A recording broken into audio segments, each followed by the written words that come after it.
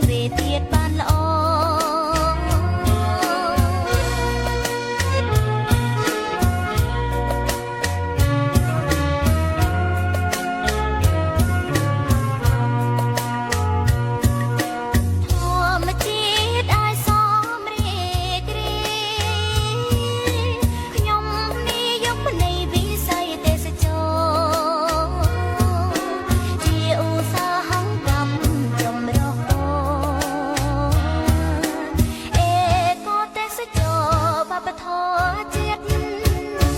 នំព្រៃព្រឹកម្រឹកទឹកជ្រោះក៏ខ្សាច់ឆ្នេរ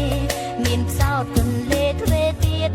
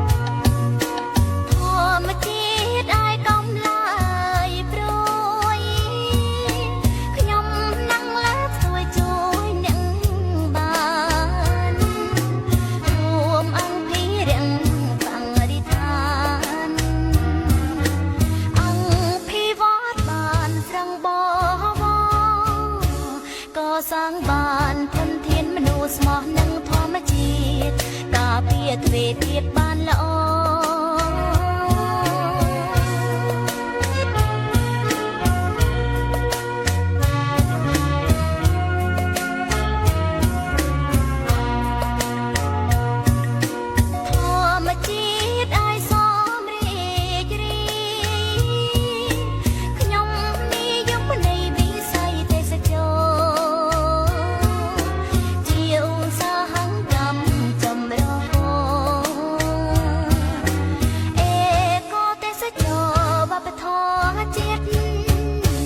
នំព្រៃព្រឹកម្រឹកទឹកជ្រោះ